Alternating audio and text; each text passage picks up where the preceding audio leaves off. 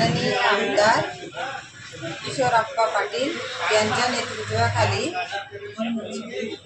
प्रभाग क्रमांक 11 उमेदवारी अर्ज दाखल केला आहे। मी मनीषा संदीप पाटील। मला बहुमताने विजय करा। जय महाराष्ट्र। हे शिवसेनेचे आमचे उमेदवार आहेत डॉक्टर आलम देशमुख। दुसरे उमेदवार आहेत आमचे डॉक्टर आलमदादा देशमुख। दोघंही उमेदवार चांगल्या कामाच्या जोरावर प्रचंड मताने निवडून येतील, यात कुठल्याच प्रकारची शंका नाही। जनतेचा आशीर्वाद आणि आप्पासाहेबांचे कामं हेच आमच्या विजयाचं व्हिजन आहे। आम्ही निवडून आल्यावर सर्वात पहिले वार्डामधल्या ज्या मूलभूत गरजा आहेत त्या 14 वर्षापासून प्रलंबित आहे। काय गरजा आहे ते?